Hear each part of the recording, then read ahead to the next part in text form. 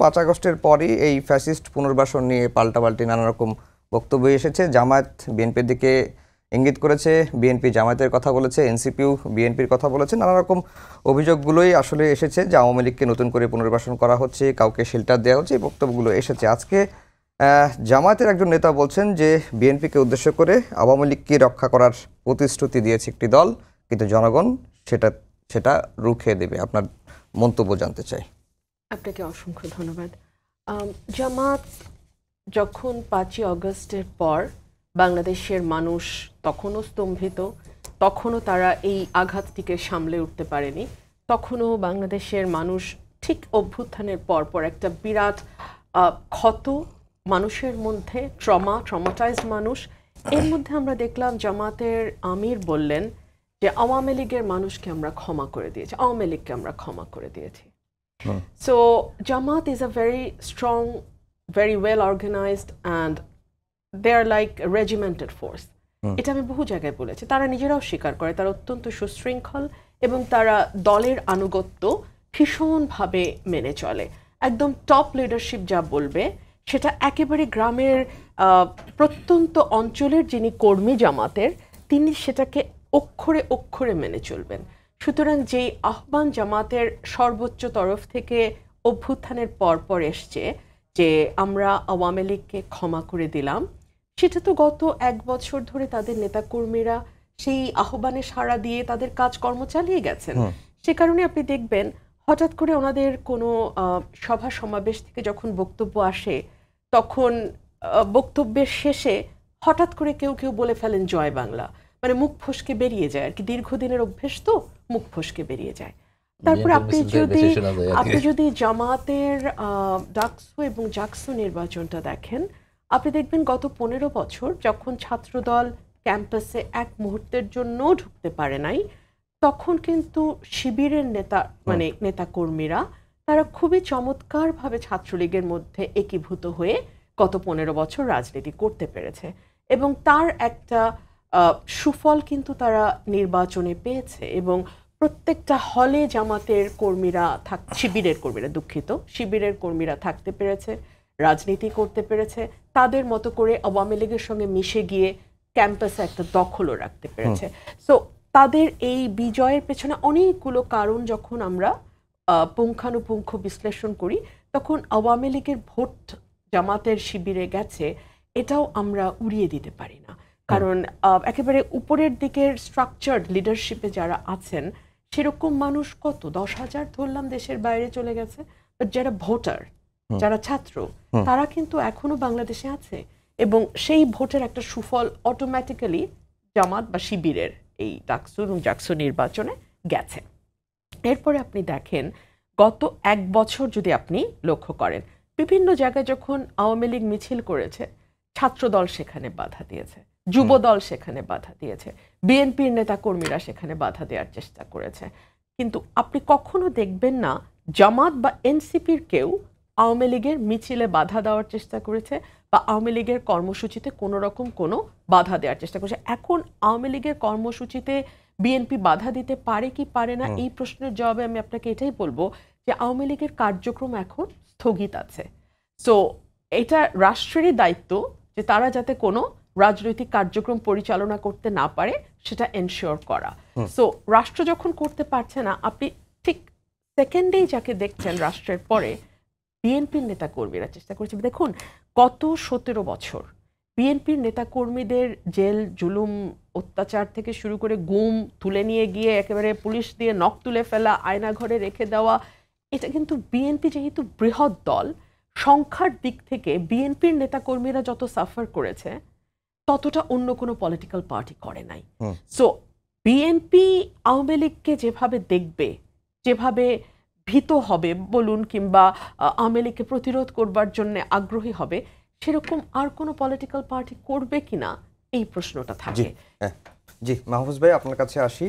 আজকে বিএনপির একজন শীর্ষ নেতাই বলি, রুহুল কবির রিজভী, তিনি বলেছেন যে জামাত ইসলামী পতিত ফ্যাসিস্টের সঙ্গে কাজ করছে, আওয়ামী লীগকে সন্তুষ্ট করার জন্য কাজ করছে। আর রুমিন ফারহানা আপা যেটি বললেন যে জামাত একটি অর্গানাইজড এবং রেজিমেন্টেড ফোর্স এবং 5 আগস্টের পরপরই জামাতের শীর্ষ নেতৃত্বের তরফ থেকে যেটি বলা হচ্ছে যে আওয়ামী লীগকে তারা ক্ষমা করে দেওয়ার কথা বলা হচ্ছে, এটি ফলো করা হচ্ছে না। এবং গতকালকে বা এর আগের দিন দেখলাম যে লক্ষ্মীপুরের একজন জামায়াতের আমির বলছেন যে ক্লিন ইমেজের যারা আওয়ামী লীগ নেতা আছে তারা জামাতের পতাকা তলে বা ছায়াতলে আসতে পারেন।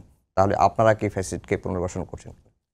জি, ধন্যবাদ আপনাকে এবং আপনার মাধ্যমে সময় টেলিভিশনের শ্রোতামণ্ডল এবং আমার সহ আলোচকবৃন্দ সবাইকে ধন্যবাদ জানাচ্ছি। আসলে যে কথাটি আসছে, মানে আওয়ামী লীগকে পুনর্বাসন বা আওয়ামী লীগকে আশ্রয় দেয়া বা প্রশ্রয় দেয়া, এই বিষয়টা আসলে আওয়ামী লীগের সাথে তো জামাতের একটা আদর্শিক দ্বন্দ্ব, এবং সেটা আপনারা জানেন যে ঐতিহাসিকভাবেই। এবং আমাদের রুমিন আফা যেটা বললেন যে আমাদের আমরা সবচেয়ে দল হিসেবে সবচেয়ে বেশি ক্ষতিগ্রস্ত হয়েছে আওয়ামী লীগের দ্বারা। আমাদের 5 জন শীর্ষ নেতৃবৃন্দকে ফাঁসিতে ঝুলিয়ে হত্যা করা হয়েছে, শহীদ করা হয়েছে জুডিশিয়াল কিলিংয়ের মাধ্যম দিয়ে, যেটা আজকে এস্টাবলিশড। এবং 11 জন, টোটাল 11 জন নেতৃবৃন্দ, শীর্ষ নেতৃবৃন্দ যাদের প্রথম সারিতে ছিলেন, সবাইকে হয়তো কারাগারে না হলে ফাঁসির মঞ্চে যেতে হয়েছে। এবং ক্রসফায়ার, গুম, খুন, আমাদের এই ঝিনাইদহে 32 জনকে ক্রসফায়ার দেওয়া হয়েছে এই আনার যে মৃত্যুবরণ করলো পরবর্তীতে। এবং এখন পর্যন্ত অলিউল্লাহ মোকাদ্দাস তাদেরকে আমরা কিন্তু খুঁজে পাইনি। এবং আপনি জানেন যে ব্যারিস্টার আরমান এবং হচ্ছে যে আমান আল আজমি, তারা তাদের সেই কারাগার আপনার আয়নাগরের সেই দিনগুলোর কথা ইতিমধ্যে দেশবাসী জানতে পেরেছে।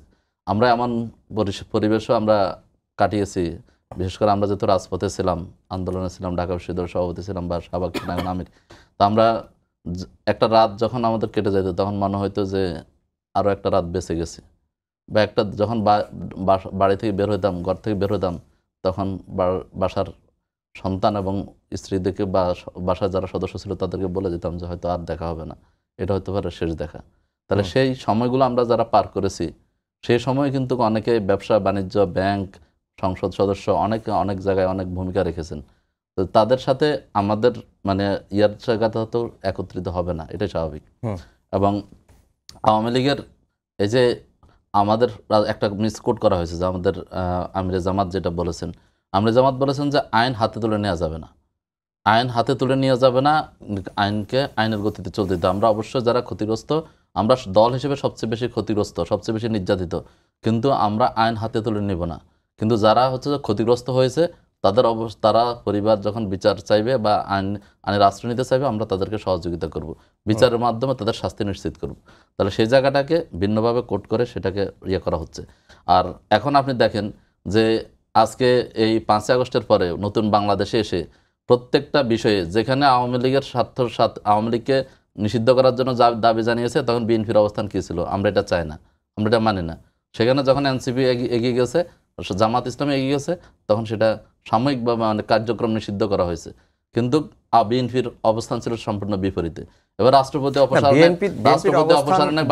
বিএনপি যখন জামাতকে নিষিদ্ধের করা হচ্ছিল তখনও বিরোধিতা করেছে। বিএনপির অবস্থান তো পরিষ্কার, তারা নির্বাহী আদেশে কোনো দলকেই নিষিদ্ধ চান না। আমি বলছি নির্বাহী আদেশে নিষিদ্ধ চান না, কিন্তু হচ্ছে যে যখন এটা জনতার দাবি, যখন হচ্ছে যে আপনার এটা একটা স্বৈরাচার, একটা ফ্যাসিস্ট সরকার যখন এতগুলা মানুষকে খুন করলো, এতগুলা মানুষকে মানে গুম করলো, আয়নাঘর বানালো, এরকম একটা অপরাধী রাষ্ট্র, সে তার গণতান্ত্রিক সংগঠন হিসেবে থাকতে পারে না। তার কার্যক্রম আপনি এখন যদি আপনি তাকে সেটাই মেনে নেন, তাহলে আপনি এখন মিছিলকে করতে গেলে আপনি বাধা দিবেন কেন? আপনি কোন শর্তে বাধা? এটা গণতন্ত্রের কোন ভাষা? সেটা তো গণতান্ত্রিক হয় না। আপনি কিভাবে সেখানে বলতেছেন যে আমরা বাধা দিচ্ছি, অন্যরা বাধা দিচ্ছে না? তাহলে ওটা তো গণতান্ত্রিক। সে যদি দল করতে পারে, সে মিছিল করতে পারবে না কেন? কিন্তু আপনি যখন তার কার্যক্রমকে আপনি নিষিদ্ধ করবেন না, করবেন না, তাহলে আপনাকে তাকে রাইট দিতে হবে। সেটা তো এই যখন একটা দল এরা তো গুম খুন এত অপরাধ বাংলাদেশের মানুষকে মানে জিম্মি করে রাখলো, 17 বছর তাদের ভোটার অধিকার কেড়ে নিল, তাদেরকে হাজার হাজার কোটি টাকা বাংলাদেশের ব্যাঙ্কগুলোকে দেওয়ালিয়া করে ফেললো, অর্থনীতি মানে শেয়ার মার্কেট কেলেঙ্কারির মাধ্যমে মানুষ জীবন দিল, আত্মহত্যা করলো। সেই জায়গায় অপরাধগুলো আপনি বলবেন যে না, সেটাকে আমরা হচ্ছে যে আইনের করবো না, আমরা তাদের নিষিদ্ধ চাই না, আপনি সেখানে বাধা দিবেন। রাষ্ট্রপতি অপসারণে গেলে আপনি বলবেন না, এটা সাংবিধানিক পোস্ট, এটাতে বাধা দেওয়া যাবে না। আপনি যখন সংবিধান সংশোধন করতে যাবে, তখন আপনি বলবেন বলবেন যে না সেটাতে ৭২-এর সংবিধান চেতনা, আমাদের চেতনাতে হাত দেওয়া যাবে না। তাহলে এরকম করে তো আপনি প্রত্যেকটা ক্ষেত্রে ক্ষেত্রে জনতা বা বিপ্লবী যারা মানে ২৪ আগস্টের জুলাই বিপ্লবে যারা অবদান রেখেছে তারা যেটাই চায় সেখানে বিএনপি এসে বাধা দেয়। যখন একটা সংবিধান সংস্কারের ব্যাপারে বা এখন যে এই যে জুলাই সনদ কার্যকর হবে সেখানেও বিএনপির বাধা। বিএনপি হচ্ছে যে আপনাকে কি করবে, মানে হচ্ছে যে ওনারা সংস্কার প্রস্তাবনা দিচ্ছে, কিন্তু সংস্কার করবে কখন? নির্বাচনে আসার ২ বছর পরে। তাহলে আপনি যদি সংস্কার চানই তাহলে আপনি এখন সংস্কার চাচ্ছেন না কেন? এখন করতে সমস্যা কোথায়? তাহলে এতগুলো মিষ্টি মানে বৈঠক করে হালুয়ার খাইয়ে মানে ছবি তুলে কি লাভ হলো? একটা বছর সময় নষ্ট হলো। এরপর আমরা বলতে প্রত্যেকটা জাতীয় পার্টি নিষিদ্ধ করতে যাবেন, বিএনপি চায় না। কাউ কোনো জায়গায় তাহলে কে পুনর্বাসন করছে? আপনি বিশেষ করে সর্বশেষ এই যে মহাসচিব বিএনপির মহাসচিব মির্জা ফখরুল ইসলাম আলমগীর তার যে সাক্ষাৎকার ভারতীয় দৈনিক পত্রিকার সাথে এই সময় সাথে যে সাক্ষাৎকার দিয়েছেন সেখানে তিনি চান আওয়ামী লীগ নির্বাচনে অংশগ্রহণ করুক রক্তের উপর দিয়ে। এই যখন